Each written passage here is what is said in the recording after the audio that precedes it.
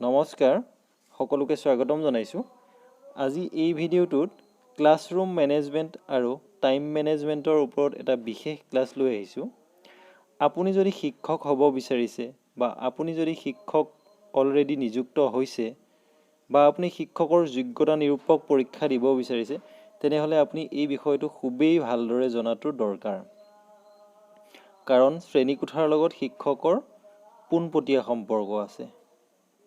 ইয়াৰ পৰা আপুনি classroom management আৰু টাইম মেনেজমেণ্টৰ সম্পূৰ্ণ ধাৰণা পাব বুলি মোৰ বিশ্বাস। সেয়েহে ভিডিঅ'টো ভালদৰে চাব। আহকচোন আমি তেন্তে ভিডিঅ'টো আৰম্ভ কৰোঁ। প্ৰথমতে আমি শ্ৰেণীকোঠা পৰিচালনাৰ বিষয়ে ভালদৰে জনাৰ আগতে শ্ৰেণীকোঠা পৰিচালনানো কি সেই বিষয়ে ভালদৰে জানি ল'ব লাগিব। শ্ৰেণীকোঠা পৰিচালনাৰ বিষয়টো এটা অতি বহল বিষয়। চমুকৈ ক'বলৈ হ'লে এক সুন্দৰ গণতান্ত্ৰিক পৰিৱেশত ছাত্ৰ ছাত্ৰীক সংহত কৰি তেওঁলোকৰ সক্ষমতা আৰু প্ৰতিভা বিকাশৰ অৰ্থে শিক্ষকজনে নেতৃত্ব প্ৰদান কৰি শৈক্ষিক লক্ষ্যত উপনীত হোৱাটোকে শ্ৰেণীকোঠা পৰিচালনা বুলিব পাৰি। অৰ্থাৎ শিক্ষকজনে সকলো ছাত্ৰ ছাত্ৰীকে সমানে চাব পাৰিব লাগিব, সমভাৱে চাই বন্ধুৰ দৰে ব্যৱহাৰ কৰি এক সুস্থ পৰিৱেশ গঢ়ি তুলিব পাৰিব লাগিব, যাতে তেওঁলোকে সক্ৰিয়, মনোযোগী, উৎসাহী হৈ পৰে আৰু যি শিকোৱা হয় তাক সহজতে যাতে তেওঁলোকে আয়ত্ব কৰিব পাৰে, এনেধৰণৰ ব্যৱস্থাখিনি শিক্ষকে কৰিব পাৰিব লাগিব। এতিয়া আমি শ্ৰেণীকোঠা পৰিচালনাৰ কেইটামান প্ৰধান উদ্দেশ্যৰ বিষয়ে জানিম। ১. শিক্ষক আৰু ছাত্ৰৰ মাজত আন্তঃসম্পৰ্ক বিকাশ কৰা। অৰ্থাৎ ইয়াৰ মানে হৈছে শিক্ষক আৰু ছাত্ৰৰ মাজত এটা খুব ধুনীয়া আৰু মধুৰ বন্ধুত্বপূৰ্ণ সম্পৰ্ক শিক্ষকজনে গঢ়ি তোলাৰ পৰিৱেশ কৰিব লাগিব, সৃষ্টি কৰিব লাগিব।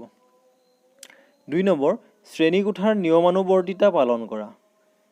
যেতিয়া শিক্ষকজনে এটা ভাল আৰু বন্ধুত্বপূৰ্ণ পৰিৱেশ সৃষ্টি কৰিব, তাৰ লগে লগে শিক্ষকজনে ছাত্ৰ ছাত্ৰীক শৃংখলাবদ্ধ আৰু নিয়মানুৱৰ্তিতা হোৱাৰ বাবে অভিৰুচিত কৰিব পাৰিব লাগিব। তেনে এটা পৰিৱেশ লাহে লাহে সৃষ্টি কৰিব পাৰিব লাগিব। ৩ নম্বৰ, ছাত্ৰ ছাত্ৰীৰ নিজাকৈ শিকাৰ মনোভাৱক অনুপ্ৰাণিত কৰা।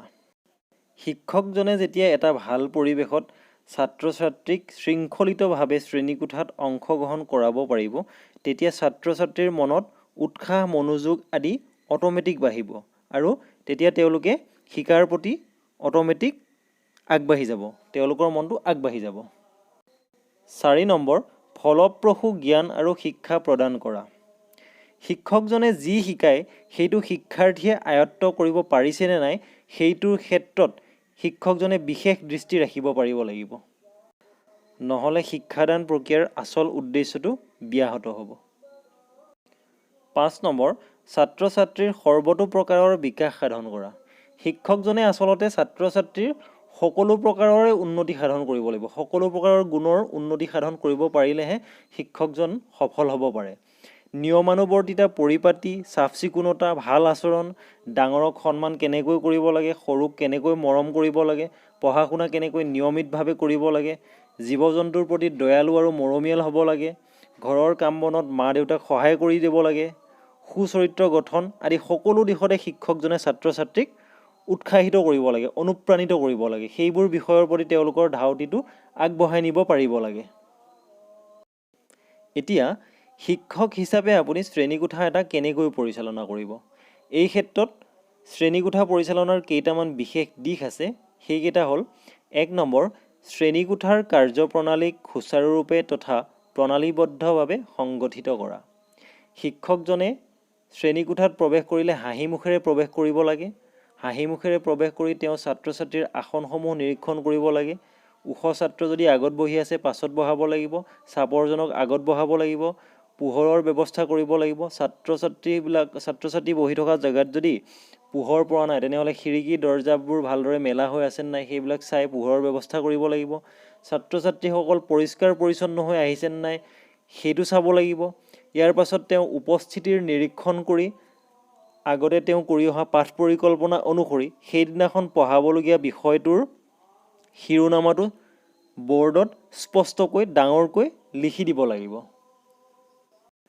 আৰু তাৰ পাছত তেওঁ শিক্ষণ প্ৰক্ৰিয়াৰ কাৰ্যবোৰ ক্ৰমে আগবঢ়াই লৈ যাব লাগিব। ২ নম্বৰ, শিক্ষক ছাত্ৰৰ মাজত বন্ধুত্বপূৰ্ণ সম্পৰ্ক থাকিব লাগিব। গুৰুত্বপূৰ্ণ কথা এইটো। শিক্ষক আৰু ছাত্ৰৰ মাজত যদি বন্ধুত্বসুলভ সম্পৰ্ক নাথাকে তেনেহ'লে ছাত্ৰ ছাত্ৰীসকলে শিক্ষকক যিকোনো এটা কথা সুধিবলৈ বা কিবা এটা জানিবলৈ সংকোচবোধ কৰিব। সেয়েহে শিক্ষকজন সদায় হাঁহি মুখেৰে শ্ৰেণীকোঠাত থাকিব লাগে আৰু তেওঁলোকৰ মনোজগতখনক সদায় বুজিবলৈ চেষ্টা কৰিব লাগে। 3 নম্বৰ, শিক্ষকজন সক্ৰিয় আৰু শিক্ষণৰ বাবে সুপৰিকল্পনা, প্ৰযুক্তি তথা পদ্ধতিৰে সাজু হ'ব লাগিব। শিক্ষকজন সদায় শ্ৰেণীকোঠাত সক্ৰিয় হৈ থাকিব লাগিব। শিক্ষকজন যদি নিষ্ক্ৰিয় হৈ থাকে ছাত্ৰ ছাত্ৰীসকল অমনোযোগী হৈ পৰিব, ফলত শ্ৰেণীকোঠাৰ পাঠদান কাৰ্যসূচী ব্যাহত হৈ পৰিব। আৰু শিক্ষকজনে সুপৰিকল্পনা কৰি আহিব লাগিব।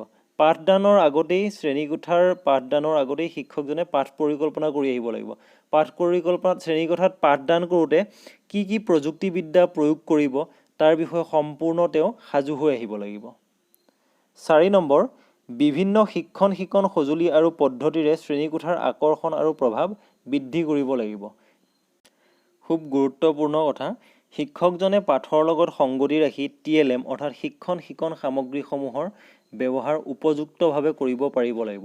আৰু শিক্ষকজনে ছাত্ৰ ছাত্ৰীক সদায় মূৰ্তমান বস্তু অৰ্থাৎ ধৰি লওক ছাত্ৰ ছাত্ৰীসকলক আপুনি বতাহৰ উপস্থিতিৰ বিষয়ে শিকাই আছে।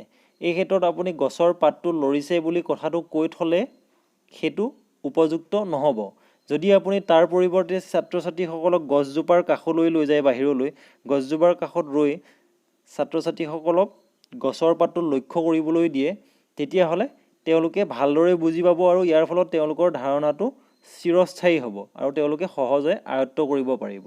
ঠিক তেনেদৰে কৃষ্ণফলকৰ ব্যৱহাৰ, চক, ডাষ্টাৰ আদি সকলো বস্তুৰে ব্যৱহাৰ উপযুক্তভাৱে কৰিব লাগিব। তেতিয়া ছাত্ৰ ছাত্ৰীসকলে যিকোনো বিষয় সহজে আয়ত্ব কৰিব পাৰে।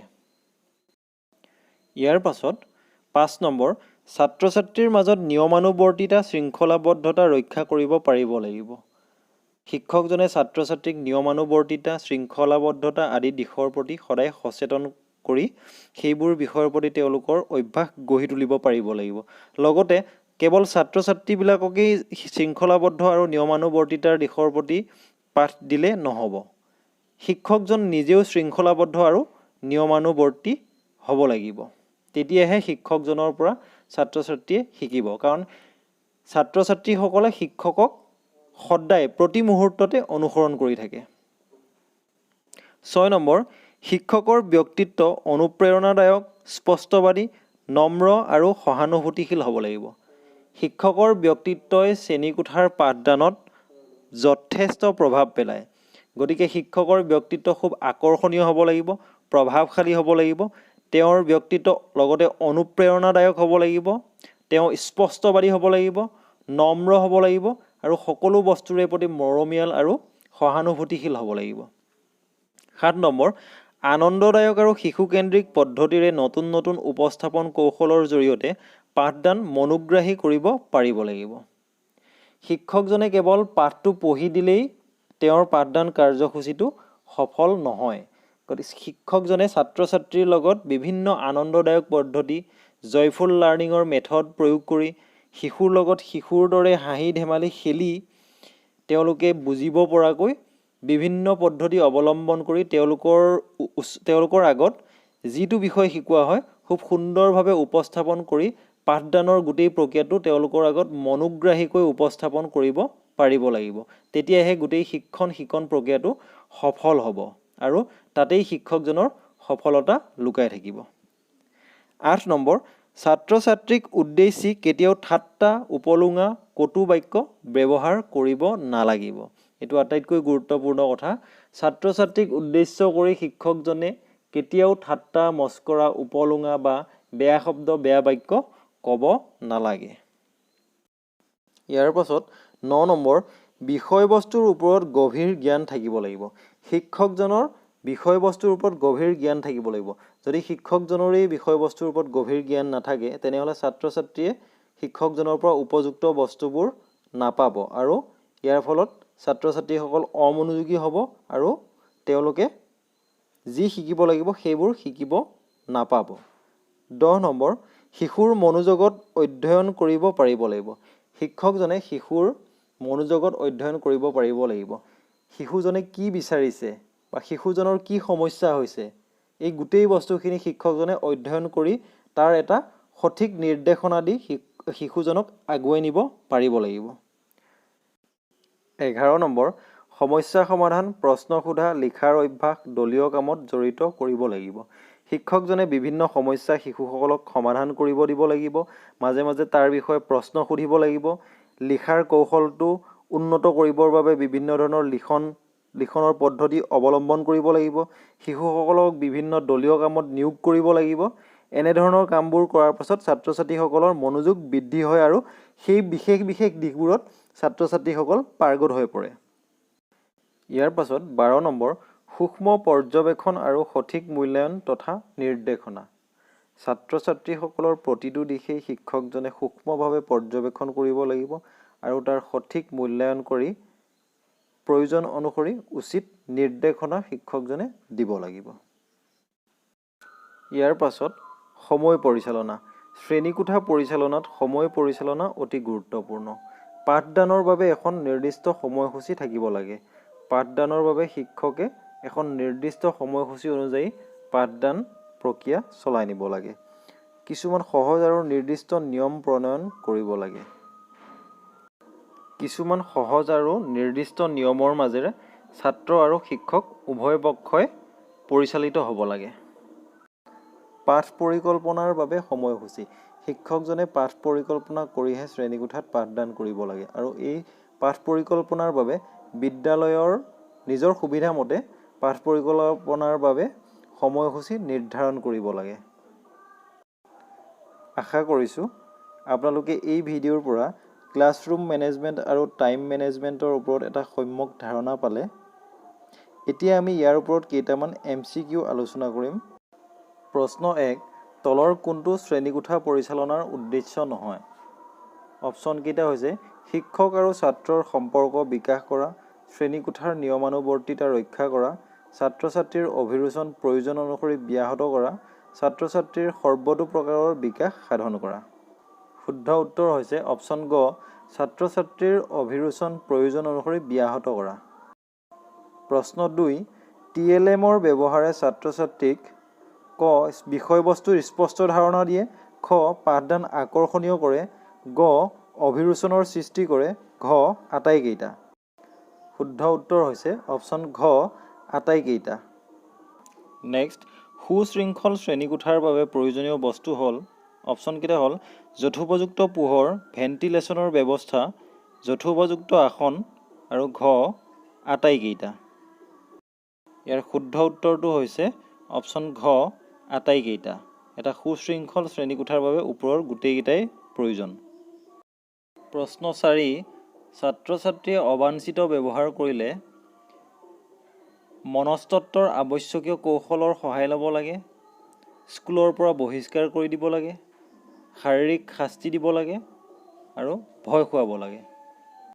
শুদ্ধ উত্তৰ অপশ্যন ক মনস্তত্বৰ আৱশ্যকীয় কৌশলৰ সহায় ল'ব লাগে। নেক্সট প্ৰশ্ন, শিক্ষকে সোধা প্ৰশ্নবোৰ সদায় স্পষ্ট আৰু সহজ হ'ব লাগে। তলৰ কোনটো প্ৰশ্ন স্পষ্ট আৰু সহজ নহয়? অপশ্যনকেইটা হৈছে মহাভাৰত কোনে লিখিছিল? তুমি মহাভাৰত কিয় ভাল পোৱা? মহাভাৰতৰ বিষয়ে তুমি কি জানা? তুমি যদি প্ৰতিদিনে মহাভাৰত আওৰোৱা। শুদ্ধ উত্তৰটো হ'ব অপশ্যন গ মহাভাৰতৰ বিষয়ে তুমি কি জানা?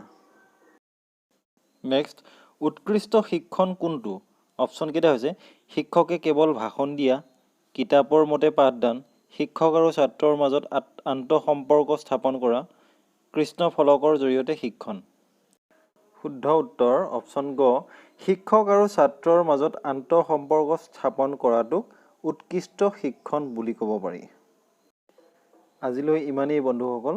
চাই থাকিব আমাৰ চেনেলটো, লগতে লাইক, কমেণ্ট আৰু শ্বেয়াৰ কৰি দিবলৈ নাপাহৰিব। ধন্যবাদ।